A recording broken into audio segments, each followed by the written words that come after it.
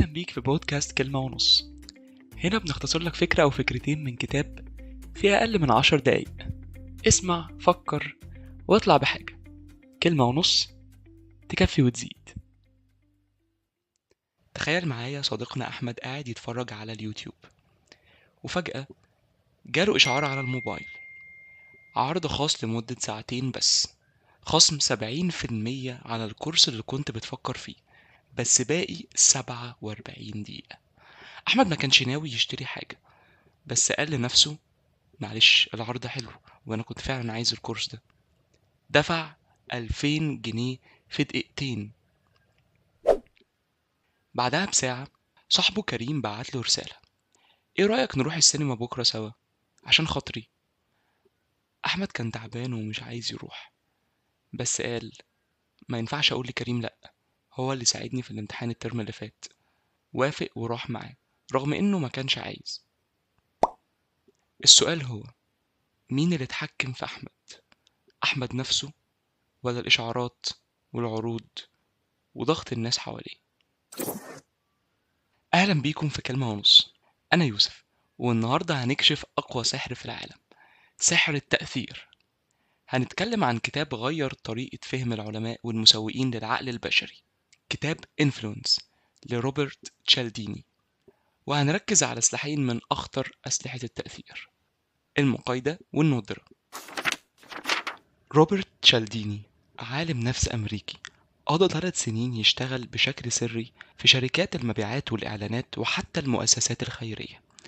كان عايز يفهم ايه اللي بيخلي الناس تقول ايوه لطلبات معينة، واكتشف حاجة مرعبة: احنا كبني ادم عندنا حاجة كده زي الازرار النفسية، لو حد عرف يدوس عليها هنعمل اللي هو عايزه تلقائيا.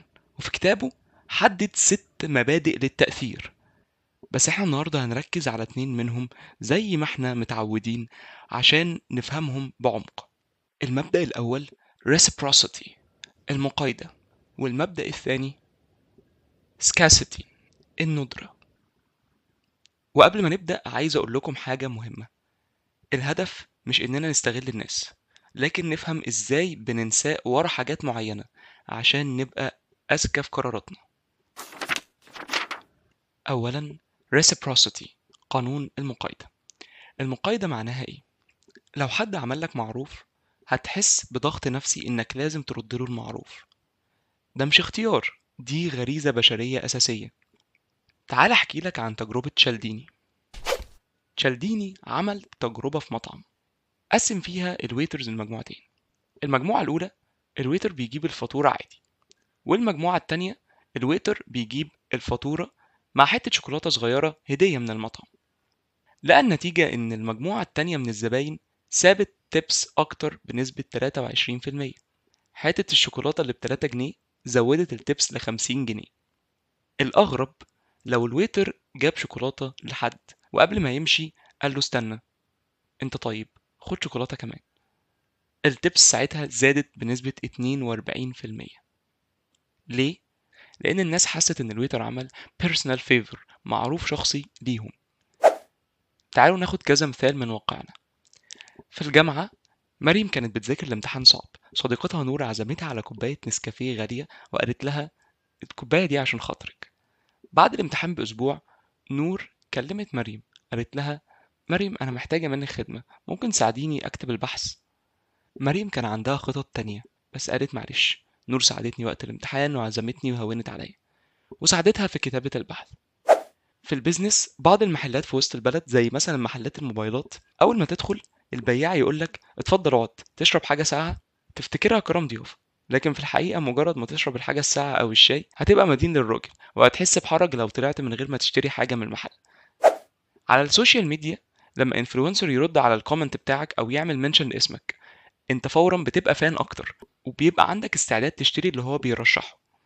طب هل يا ترى كل الحاجات دي بتحصل بشكل عفوي فعلا وعشان هم ناس طيبين، ولا ممكن يبقوا بيلعبوا علينا واحنا مش واخدين بالنا؟ تاني حاجة scarcity، قانون الندرة. مبدأ الندرة بيقول: كل ما الحاجة قلت كل ما بقينا عايزينها اكتر. احنا كبشر بنخاف نفوت الفرص، وده اللي بيستغله المسوقين علينا كل يوم. وفي تجربة علمية اسمها تجربة الكوكيز، تشالديني حط مجموعتين من الناس في أوضتين. الأوضة الأولى فيها برطمان فيه 10 كوكيز، والأوضة التانية فيها برطمان فيه 2 كوكيز بس، نفس نوع الكوكيز بالظبط. النتيجة الناس اللي في الأوضة التانية قالوا إن الكوكيز أطعم وإنهم مستعدين يدفعوا فيها فلوس أكتر. أقول لك حاجة أخطر، لما تشالديني عمل راوند تانية وقلل الكوكيز من 10 ل2 قدام نفس الناس اللي في الأوضة الأولى، وقال لهم للأسف الناس اللي في الأوضة التانية أكلت معظم الكوكيز، الناس اتجننت وحبت الكوكيز أكتر. والسبب إحنا مش بس بنحب الحاجات النادرة، إحنا بنحب الحاجات اللي فاتت علينا أكتر. تعالوا ناخد كده مثال من واقعنا ونشوف إزاي ده بيحصل حوالينا. في الكورسات الأونلاين يقولك الكورس متاح ل100 طالب بس، وباقي 3 أيام على انتهاء العرض وآخر 5 مقاعد. بس الحقيقة الكورس متاح لآلاف الطلاب، بس الندرة الوهمية بتخليك تدفع بسرعة. في المطاعم تلاقي مطعم في الزمالك مثلا عامل منيو صغير فيه 7 أطباق بس، تفتكر السبب إنهم مش بيعرفوا يطبخوا؟ لا يا صديقي، السبب إنهم عايزينك تحس إن الاختيارات مميزة ونادرة، فالنتيجة الناس بتدفع فيه أغلى من مطاعم تانية عندها 50 طبق، وده بيحصل حوالينا. في الشوبينج يقولك العرض ده لمدة 24 ساعة بس، آخر قطعة في المقاس ده خصم 50% لأول 20 عميل، حتى لو انت مش محتاج الحاجة بس الخوف من الفوات بيخليك تجري تشتري. تخيل ان حتى اكتشفوا ده في العلاقات، بعض الناس هتلاقي ان الشخص اللي صعب المنال دايما اكثر جاذبية من اللي متاح على طول. لو حد بيرد عليك فورا اوقات بيبقى اقل جاذبية من اللي بيرد عليك بعد فترة. وفي الالعاب للناس اللي بتحب الالعاب بتديك rare items او limited time events، مش عشان اللعبة حلوة، عشان تحس انك لو ما اشتريتش دلوقتي هتفوت حاجة مهمة. طب ازاي تكون واعي اكتر وتحمي نفسك من التلاعب؟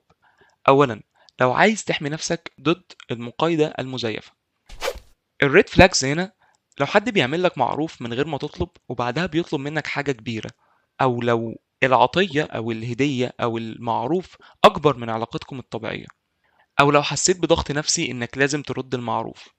اسأل نفسك هل انا عايز اعمل كده فعلا؟ ما تحسش بالذنب لو قلت لا، وخلي بالك من اللي بيكرر الموقف ده حواليك وممكن يبقى بيستغلك.